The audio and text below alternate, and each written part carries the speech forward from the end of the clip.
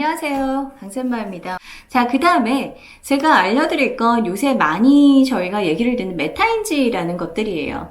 메타인지는 과연 무엇일까라고 하면 메타인지의 가장 기본적인 것들은 제가 이 용어에 대한 얘기도 한번 좀 해드리려고요. 사실은 용어에 속지 말자 이런 것들 한번 얘기해드릴 건데 뭐 시대가 바뀌면서 여러 가지 그런 연구 논문이라든가 발표가 되지만 사실 교육의 근본이나 방향은 크게 바뀐 게 없는 것 같습니다. 계속 반복하고 즐겁게 공부하고 그 다음에 아이들이 꾸준히 자기 걸 활용하고 이 교육의 원론적인 부분이 바뀐 건 없는 것 같아요. 아무튼 요새 이제 등장하는 메타인지라는 부분이에요. 메타인지는 뭐냐면요. 플래닝을 하고요. 그래서 무언가를 자기가 계획을 하고 계획이라는 걸 하면서 어떻게 돼야 되냐면 매일 그걸 반복적으로 꾸준하게 학습할 수 있는 거예요. 그 다음에 자기가 무엇을 실수하는지 자기 능력치가 어느 만큼인지를 정확히 인지하고요. 그거를 셀프 테스트를 통해서 계속 확인하면서 이것들을 향상시키고요. 또 하나는 그러고 나서 그걸 실생활에 적용할 수 있는 것까지예요. 그래서 그거를 잘하는 학생들은 훨씬 더 최상위권의 학생들은 전부 이 메타인지 학습법을 쓰더라 하는 부분이에요. 그래서 그렇게 치면 좀 전에 그 단어 암기 기법도 연결될 수 있어요. 그래서 저는 제가 예전에 많이 쓰던 방법인데 이게 메타인지하고 어떻게 연결이 되어 있는지 거기서 셀프 테스트 기법으로 얼마나 좋은지 하는 부분들을 한 가지를 좀 설명을 해드리려고 해요. 한 가지 뭐냐면 일단은 아이들이 셀프 테스트를 하는 거예요. 자기가 단어를 하루에 5개씩 외워요. 그리고 선생님들은 보통 테스트를 어떻게 하냐면 출판사 애들 많이 여기 테스트지 만들어주세요. 한글, 영어, 영어, 한글 뭐 이렇게 한글을 보고 영어를 쓰고 이렇게 하는데 어느 정도 레벨이 중위권, intermediate나 high intermediate 레벨 가면 오히려 그것도 필요하다고는 생각해요. 하지만 이 단어도요, 문장 안에서 어떻게 쓰이느냐가 중요하지 단어가 한글 뜻으로 한 가지만 딱 매칭되는 건 없거든요. 굉장히 다양하게 매칭되는 단어일수록 사실은 그건 활용의 문제로 넘어가지 단어와 한국어 뜻 이 부분은 좀 애매한 부분이 있어요. 어쨌든 낮은 레벨에서는 특히나 저는 한국어 뜻이 필요 없다고 생각하거든요. 사물을 그대로 인지하거나 아니면 상황을 인지해서 그 단어를 활용할 수 있게 하는 게 좋지 일부 어느 아이들 그러니까 한글 뜻이 전혀 그럼 쓰면 안 되느냐? 아니요. 그것도 케이스 바이 케이스인데 한글이 너무 발달이 돼서 한글로 모든 게 받아들이지 않으면 답답해서 쳐내는 아이들한테는요 좀 그거를 살살살살 넣어주면서 조금씩 이쪽을 더 끌어주시면 돼요. 그러니까 방법론적으로 이것이 절대적으로 옳다라는 거는 존재할 수가 없어요. 너무나 당연한 다양한 아이들이 있고요. 그때마다 어떤 방법을 적용할 것인가, 이 아이의 현재 상태가 당분간 이런 좀 디프레스돼 있는데 그때는 어떤 방법을 쓸 것이냐를 수많은 방법을 가지고 있다가 교사들은 그때마다 그거에 맞는 무기를 꺼내서 아이한테 장착을 시켜주셔야지 이런 방법이 좋으니 나를 따르라 이것만 하기에는 아이들 영어에서는 한계점이 있습니다. 아무튼 공책을 준비해주세요. 이거는 이제 영어 공책인데요. 영어 공책이어도 되고요. 좀 학년이 높으면 그렇지 않아도 돼요. 그냥 이렇게 일반 그냥 노트, 선이 그려져 있는 노트여도 되고요. 없으시면 A4 용지를 사용하셔도 괜찮아요. 이 영어 노트가 있으면요. 영어 노트를 네 쪽으로 이렇게 두 번 반 접고 다시 한번 반 접어서 페이지를 이렇게 아코디언처럼 4개를 접어주시면 돼요. 선을 그려도 좋고요. 선을 그리지도 않아도 좋고 미리 선이 그려져 있는 채로 사용하셔도 되지만 아이들 눈에 이 선이 접혀져 있는 선이 분명히 보이기 때문에 그게 무방합니다. 그래서 매일 한 5단어 또는 10단어 잘하는 아이들은 15단어 이렇게 해서 그 단어를 아이들이 이제 배울 수 있게 해주시는 거예요. 그 단어를 배우면서 외우고 나서 시험을 보는데요. 보통 아까 말씀드린 대로 한글 뜻이 있는 영어 뜻이 있는 그런 시험지가 필요해도 좋겠지만 그거 전혀 없이요. 그대로 통째로 꺼내게 하시는 거예요. 뭐냐면 5단어를 외웠는데 오늘 6단어 저는 여기다 썼어요. 6단어를 썼는데 6단어를 뭐가 있냐면 cat, dog, ant, pig, lion, got예요.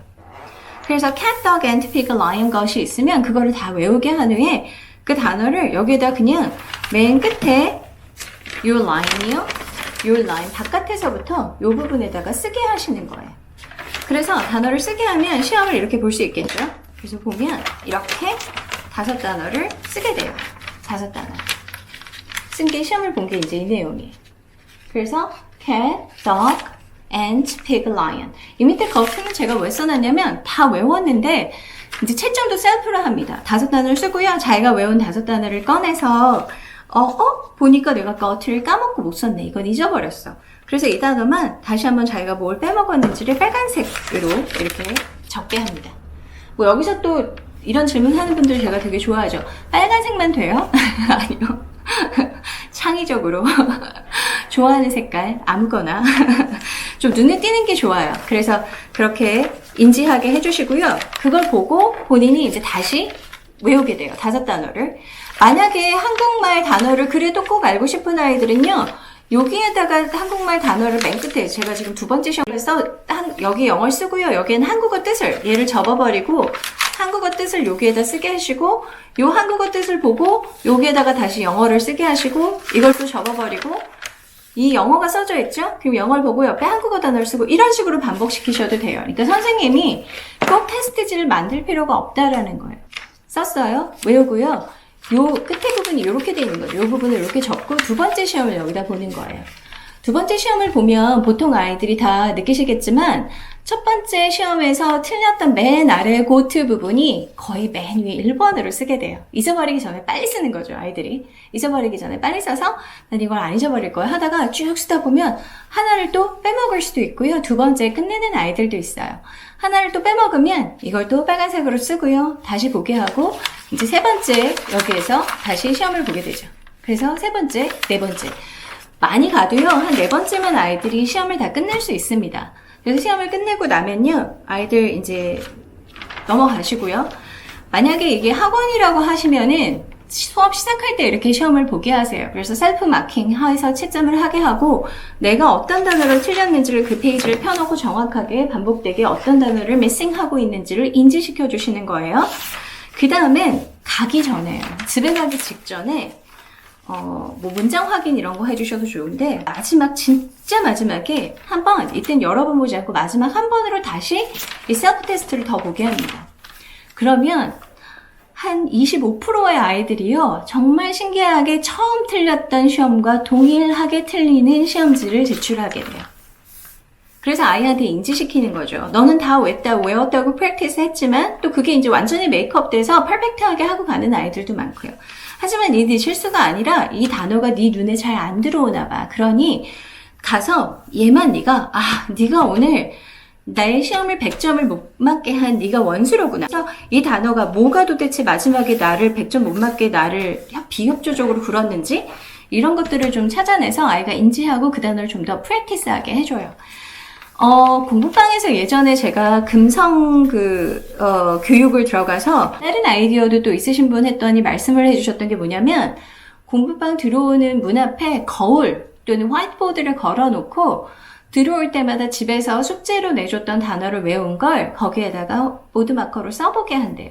그리고 본인이 체크를 해서 어떤 게 틀렸는지를 그 옆에다 쓰게 하고 그리고 들어오게 한다고 하시더라고요. 그리고 나갈 때 또 외운 단어를 거기다 한 번 더 써보게 한다고 하시더라고요. 굉장히 그것도 좋은 방법일 것 같아요. 이렇게 이제 단어 테스트를 해주시면요. 아이들이 반복되는 단어에 대해서 스스로 그걸 체크업하는 부분들이 굉장히 중요해져요. 그래서 이 부분이 저희가 요새 얘기하는 그 셀프 테스트라는 부분이에요. 그러니까 셀프 테스트라는 건 꼭 그 시험지를 출력해서 아니면 이런 거 아무 도구도 없이 어떤 종이에라도 해볼 수 있고요. 아까 얘기했던 유리든 요새 또 집에도 그런 거 많이 또 이렇게 써보는데 유리 글라스 무슨 이렇게 준비해 놓으신 분들도 많죠. 그래서 어머니들도 그런 도구를 통해서 엄마가 뭘 준비해주면 선생님이 무언가를 준비를 해주면 거기에 맞춰서만 하는 게 아니라 본인이 항상 본인이 했던 걸 체크하는 습관들을 들이게 하자라는 거죠. 그 체크업의 습관이, 자, 요약을 해드리면 체크업의 습관이 단어를 외울 때는 반드시 책에서 눈을 떼고 바로 계속 스스로 체크업하는 습관들을 들이게 하자.